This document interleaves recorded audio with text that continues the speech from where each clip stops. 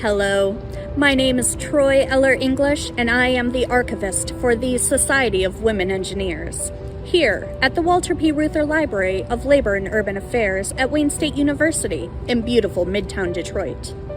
This is part 2 of a virtual tour of the Reuther Library and SWE's archives. If you haven't watched part 1 yet, you should. You'll learn about the wonderful collections here at the Reuther Library, documenting the history of the American labor movement and metropolitan Detroit. You'll also learn how SWE's archives came to be and how they came to be here. And you'll hear a 1957 audio recording of engineering pioneer Lillian Moeller Gilbreth, recalling the time that she politely told off a newspaper reporter, and that is definitely worth listening to. If you did watch part 1, welcome back. We left off in the audiovisual department on the 3rd floor. Now, let's head down the hall to the map cases, where there's some really fun things.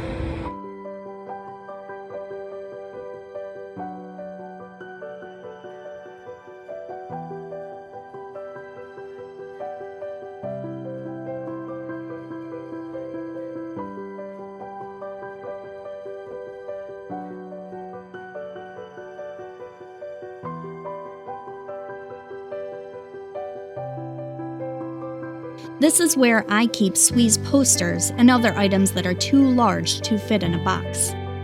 This is a wonderful 1952 poster from the Pittsburgh section, advertising an outreach event for high school girls. You'll see that it has a slide rule and a container of face powder in the upper left-hand corner. This is the banquet photo from the first International Conference of Women Engineers and Scientists in 1964.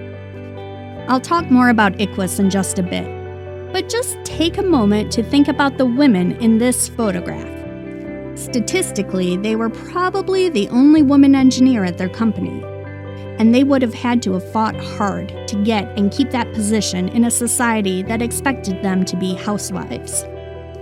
And here they are in 1964 at the first ICWSS conference, with more than 500 other women from around the world who had to fight just as hard to get that degree and to get that job. And they look so happy. This photograph was tightly rolled up in a tube when we received it, and it was badly curled.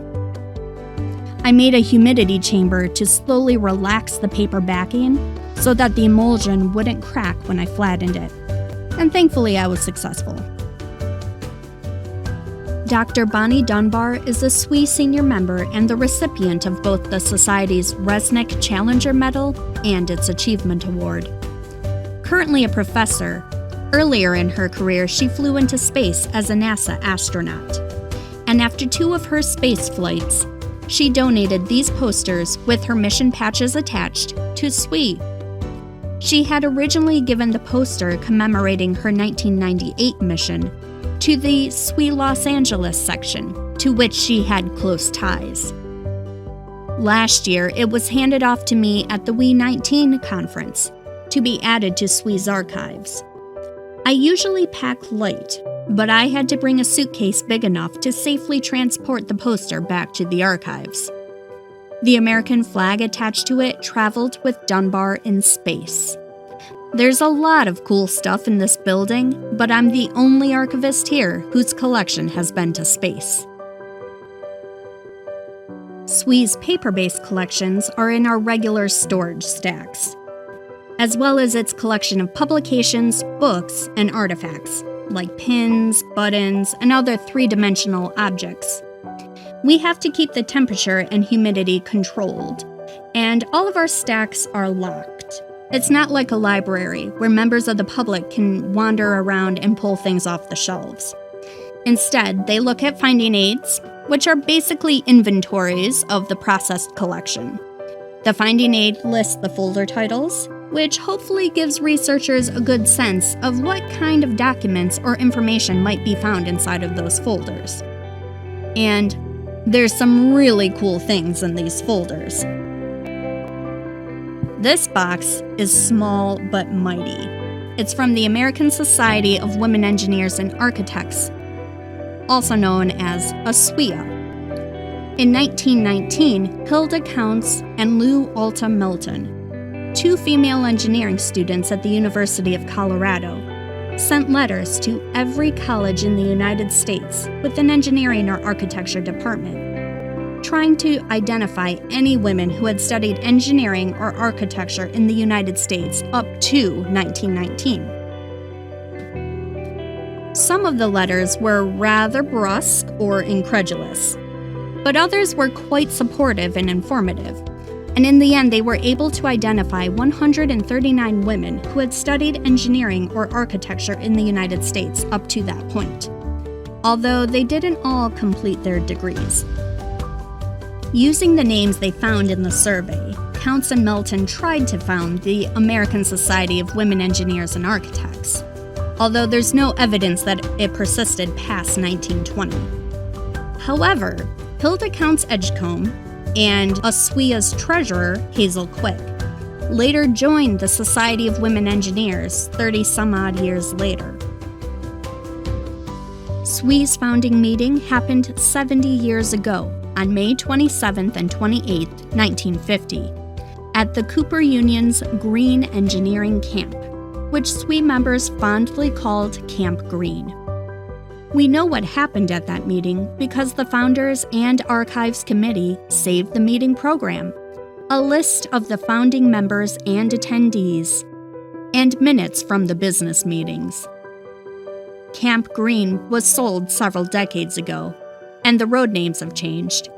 But using this hand-drawn map from the registration packet, I was able to pinpoint its location in what is currently Ringwood State Park in New Jersey, if you want to take a road trip. Of course, we have meeting minutes from almost all of the board meetings. I studiously avoided them for the first several years, but I've learned that they can actually be pretty fun. These are minutes from October 1950. Beatrice Hicks was the president, and she wrote a script for herself to lead the meeting. There's different ways to interpret that. Possibly, the script demonstrates that she was a very staid and organized professional, and that tracks with what I know about her. Or, possibly, the previous meeting went terribly awry and she was trying to get the conversation back on track and maintain control. That also tracks with what I know about some of the personalities at play. These minutes from 1958 are very important because of an event that happened at the 1957 National Convention, as they were called back then. Yvonne Young Clark joined SWE in 1952, becoming the Society's first African American member, and she was very active in SWE throughout her career. In 1957, SWE's National Convention was held in Houston, and Jim Crow laws promoting racial segregation were in effect. SWE leaders informed the hotel ahead of time that the society was integrated, and that a black member would be attending the convention. The hotel said that was fine, until Yvonne Clark arrived at the front desk. It refused to honor her room reservation or let her attend the convention inside. SWE's president at the time, Mickey Gurla, threatened the hotel that she would cancel the convention on the spot. But Yvonne didn't want to disrupt the other members' experience. Instead, they reached a compromise of sorts. Yvonne would stay with an aunt that lived in the area. She could come into the hotel and attend the convention meetings, but she had to be accompanied by a white SWE member at all times. In her SWE oral history interview, Yvonne fondly recalled SWE members engaging in civil disobedience, escorting Clark in through the front doors in the morning and parading her throughout the hotel all day, ensuring that she was seen by managers and guests alike. They sent me over to the hotel, recommended a segregated hotel, black, and that's when I called my aunt. I said, I'm here for the Women Engineers Convention, but don't have a place to stay right now. she said, okay, I'll come get you. So the convention and the hotel compromised, and I was met at the front door every day to go to the convention, and I was let out at the front door every night when I got picked up by my aunt and uncle. But we had a ball.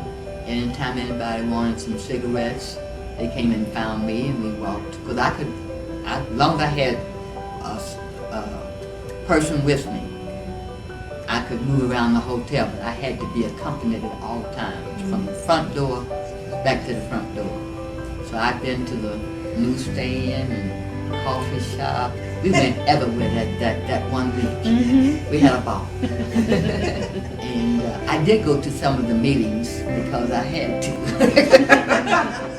But I had heard many people tell this story and state that SWE refused to hold another convention south of the Mason-Dixon line until the passage of the Civil Rights Act of 1964. However, until last year, I hadn't found any evidence that it was a policy intentionally set by the society. I was reading through the 1958 board meeting minutes last year, looking for something completely unrelated, when I finally spotted this policy buried in the minutes from August 1958, more than a year after the incident. The policy reads, segregation. The southern sections should be allowed to have the national convention. The sections must provide equal accommodations for colored members and ensure that no colored member is subjected to unpleasantness or embarrassment in attending meetings. And at that same meeting, the board also approved convention policies requiring that invocations and prayers be non-denominational, and that the convention meals should meet religious dietary restrictions. I did more searching and found a convention procedures manual from 1963, tucked away in a folder of office procedures, in which the word colored had been smudged out and replaced with the word all, which was either a recognition that the word colored was not great, or that discriminatory practices extended to groups beyond African Americans. So, I was very excited to finally find that, and it helped me to confirm a story that has been shared around SWE, and it also helped me to understand SWE better. SWE hosted the first International Conference of Women Engineers and Scientists, or ICWSS, in 1964, in conjunction with the New York World's Fair. It was an audacious plan because SWE was only 14 years old, and just 84 people had registered for its national convention a year before. Conference organizers were hoping for 300 attendees, but ultimately there were more than 500 registrants from 35 countries, and an additional 125 guests.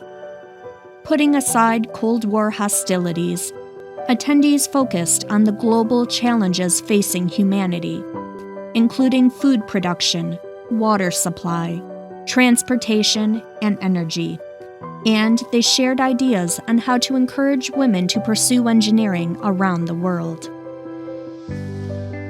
We have the full collection of SWE's official publications.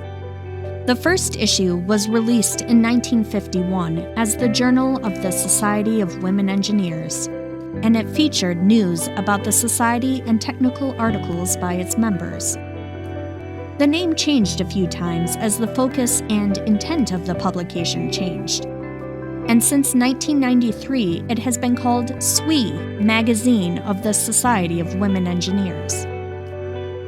SWE's publications are such a valuable resource to learn not only about what the society and its members have done, but also to understand how their stories fit into the broader context of technological progress, of women's history, and of American and world history. Another great way to understand how the environment has changed for women engineers is through the archive's extensive collection of magazine and newspaper clippings, primarily from the 1950s through the 1990s.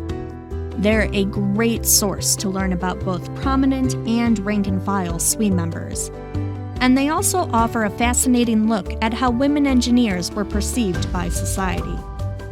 As you move from mid-century to the late 20th century, you'll see headlines evolve from disbelief to wonder to declarations of triumph to recognition of glass ceilings.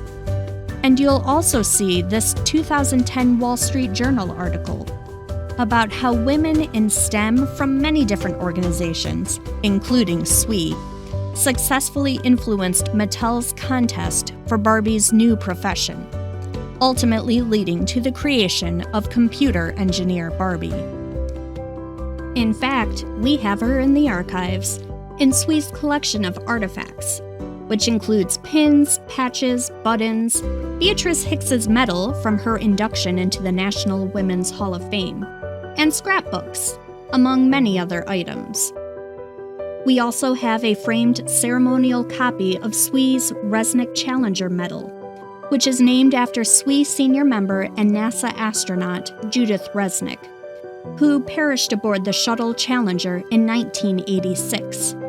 The medal in her honor was designed and sculpted by past president and fellow Arminta Harness. It has been awarded for visionary contributions to space exploration. I also have the medal that was awarded to Dr. Dunbar, which she took into space with her in 1998 on the Shuttle Endeavour, and then donated back to the Society. SWE has this large and rich archive documenting its history and the accomplishments of its members. But what are they used for? You'll spot the stories found in SWE's archives, in scholarly and children's books, in articles, on the radio, and in exhibits. One of the amazing things about SWE's archives is that scholars use them to understand so much more than just what the Society has done. Reporters, authors, and scholars are interested in the lives of specific SWE members, and in how SWE's history intersects with issues related to education, the women's movement, technological progress, and national security. An English rhetoric scholar is using SWE's oral history interviews to study the stories women engineers tell about themselves and their work, and how they use those stories to open up possibilities for change. Within SWE, the archives are used in a variety of ways. They're used to support the Society's marketing initiatives and articles in the magazine, including the scrapbook on the last page of each issue. I dig into the archives to support internal and external award nominations, and to answer questions about membership history and past leadership positions. I do research to understand why certain policies or procedures were made in the past, to give current leaders a firm footing while directing SWE into the future. And on the lighter side, I've used the archives to create trivia questions and to help settle at least one happy hour bar bet. Sometimes the answers are easy to find, and sometimes they require a lot of digging and thinking of alternate ways to get at the answer when it's not where I expect or when the documents just weren't saved. If you want to know more about the Society of Women Engineers, its members, the history of women in engineering, and how that all fits in with everything else going on in the world, I am more than happy to search for that answer.